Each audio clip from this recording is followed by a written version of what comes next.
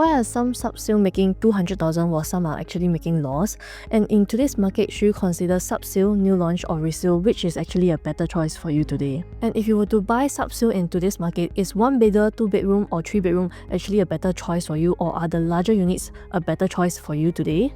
Hello everyone, I'm Jia, and in today's video, I'll be sharing with you more about subsale market today. And if you're thinking about buying into a subsale market today, what are your choices and should you actually be going to a subsale market today in the 2025 property market? Before I start, remember to help me like, share and subscribe. And if you have Telegram, do help me to follow this new Telegram group because I'll be sharing with you the latest property update about the market in Singapore. So subsale actually refers to owners selling the unit of their newly TOP project before completion. So they buy a new launch and flip their property while it's actually still in very high demand, and this actually makes them very highly profitable. But however, there are fewer properties that actually benefit from such subsale in today's market. And should you still be considering subsale if you're thinking of entering into a subsale market because it's actually much more newer and maybe the maintenance is actually lower or the renovation is lower because it's a newly TOP project, and that's why it might be worth it to consider a subsale market in today's market. Additionally, there's also developer's warranty for the 1-year defect-free period from the collection of key from the TOP date, and generally subsale units are actually priced higher than the resale units,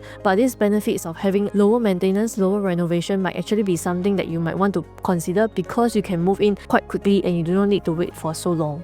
So if you're a buyer looking into a subsale market, should you consider subsale, or can you wait longer to consider a new launch in today's market, or should you consider a resale because it's actually priced at a more reasonable market price in today's market? So today I'll be going through with you the article that I shared earlier, followed by burning questions that you might have, whether if you have already missed a new launch, should you consider subsale today for you to have actually more profit, and is it worth it paying another 50,000 or 100,000 more just for you to move in sooner as compared to a resale flat? And if you're buying a subsale unit tomorrow, which is the best project for you to consider and why? And if you're a buyer looking at a subsale market, or if you're a seller who is currently owning a project that have already TOP or is going to TOP, what should you be doing today?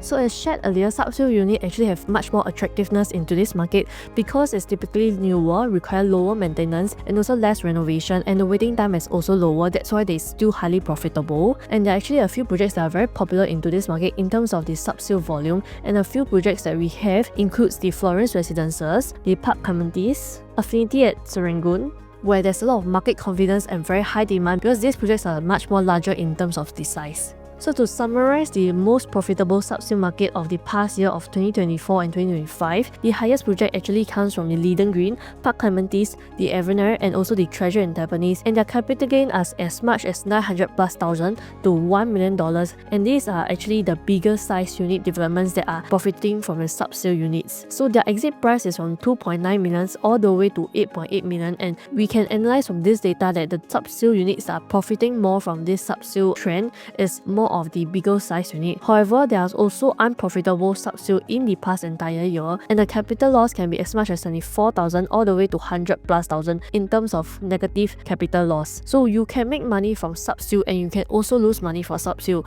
If you are a buyer looking at subsale, you might want to consider units such as One Pearl Bank, Botany and Dairy Farm, Bartley View or Florence Residences because the current sellers are selling at a loss. Potentially you may be able to get a good deal because you are buying at a lower price as compared to the neighbors that actually bought at a higher price from the developer. So if you are someone who is looking at a lower quantum, maybe a 1 or 2 bedroom, then you might want to consider subsale from these developments. And if you are a buyer looking to buy a bigger size unit, unfortunately because of the lack of supply in today's market, that's why you can see that even though you are paying higher for the subsale units, you might be willing to pay because the supply is too low and you cannot find anything that is as new, as affordable in this price quantum. And that's why you still see that for the bigger units, for the more than 3-bedroom size units, generally they tend to profit more from this subsale unit. And the ones that are 1 or 2 bedroom, if you cannot hold for beyond the 3 years or 5 years after the TOP, you might be unprofitable in the long run. That's why for people who are looking into the subsale market or for people who are investing in a new launch market, do remember it's very important for you to hold through more than 3 years through the SSD so that these things do not happen to you in terms of the unprofitability situation over here. So these are the burning questions that you might have inside your head right now, given that you've seen a huge profit in terms of the bigger layouts in the different developments for the subsale units, and also some huge losses such as 100,000+ from the subsale loss because they are unable to hold the property for a long run, more than 3 years. Should you consider a subsale unit or a new launch unit today, or should you also consider a resale unit today? So I'll be answering these 3 questions, and the first question is, if you have missed a new launch, is subsale your next best alternative to make profit because the new launch price have actually increased too much and right now the price have catch up? Should you consider a subsale unit instead? The answer is yes, but please proceed with caution, because to find a subsale unit for you to actually make profit, you need to have a lot of homework done, and that's why you might want to consider having a trusted property agent for you to help you to do the homework and analyze all the different units that are available for sale in that particular development, or which development should you focus for the subsale unit.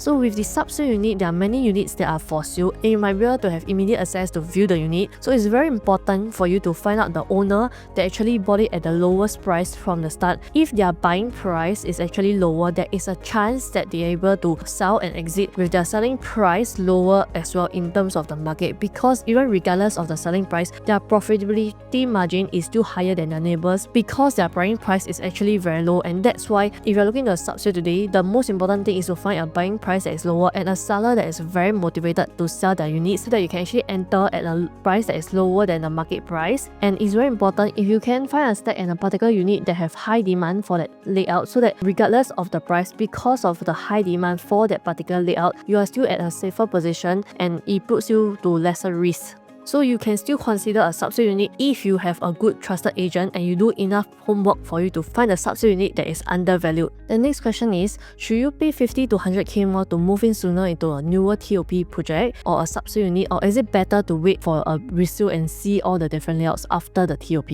Depending on your goals, it might be actually much more worth it for you to buy a unit that is actually subsale, because you can actually move it inside immediately, and as I mentioned, you can have lesser renovation, and renovation is very costly in today's market. And also it might be worth the convenience if you're currently renting and the rental is very high, because when you're thinking about waiting, you're also paying rental from another place. If you are buying for purely investment, then you might want to make sure that you buy into a unit that really is undervalued, and also you might want to calculate when can you get the extra premium which you paid for compared to the other buyers through the rental or through capital appreciation. Do the math and do not be very emotional when you buy into a subsale unit, and calculate how much rental you need and calculate how much passive income you have if you were to rent out this unit in terms of investment. Do all this calculation before you calculate, is it worth it to pay more money to move in sooner and actually go into a subsale unit. Last but not least, the question is, if you could buy a subsale unit tomorrow, which project should you actually consider and why? If you were to buy into a subsale unit tomorrow, you can consider a project that is actually in the OCR or the RCR area, because if you have seen the data in terms of OCR and RCR prices outside of central region and rest of central region, actually although the prices have increased, this is places where the prices will continue to increase more because there is a demand for Singaporeans and also PR to stay in this area that are closer to the town area, that are closer to the amenities and also closer to school, so that the demand will continue to grow. As long as the demand continue to grow, then it will be safer for you to consider these places for your own stay, and also for you to buy this subsale unit and have less risk. Also consider the developer launch price. So the developer price is very important. If you can, what is average price that different buyers get into, and if you can buy closer to the average price in terms of the new launch period, so that you can actually have a safer exit when you exit in the future. Also, find units that are much more efficient in terms of the layout, because efficient unit will ensure that there will continue to be demand for you next time, and in terms of renting this property out in the future, it might also be easier because it's much more efficient. So some projects that have already been very popular in terms of subsale, as I mentioned earlier, was like Florence, Park Esta, Momentum Park. Look at all these numbers to see whether you can still find an undervalued unit before you purchase into it. Find a seller that is very serious, that wants to exit because of their change in plans, and because of that you might be able to get a good buy. So very important for you to get a trusted agent. So with a trusted agent, then you can find a good subsale unit that is within a good price.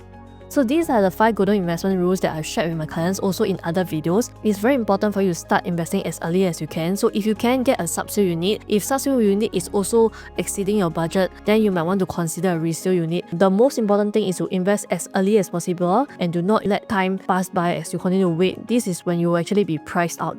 always aim to increase your net worth. So if you are owner today owning a newly TOP unit, if the capital appreciation is very attractive, you might want to consider, do you want to move from a 2-bedroom to a 3-bedroom? Do you want to upsize, or do you want to sell one and buy two? So consider different scenarios and increase your net worth so that it'll be better for you in the future. And always invest in terms of numbers. Find out what is the average price of the developers during the launch day, and also how much can you potentially exit in the future so that you have a safer exit plan in the future. And buy in terms of the future, not just the present. Think about what will also be upcoming for the development so that you can have a safer exit in the future. And always have an emergency fund with you up to 18 months so that it's easier for you in the event that you cannot exit the SubSale unit. You will not be forced to sell it at a loss.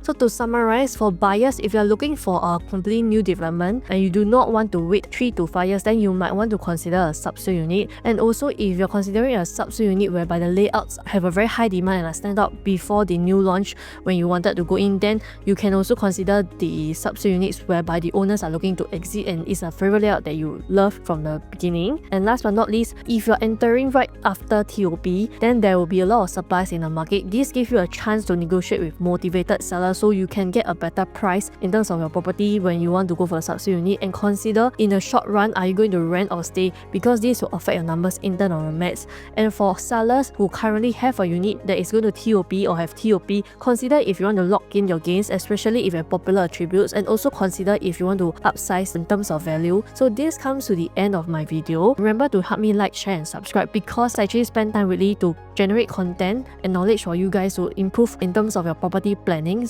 so you can actually have more assets and your property price will continue to go if you choose the right property. If you have any more questions, feel free to contact me in terms of my contact number above, or follow me on my social media and my Telegram. Thank you so much, and bye bye.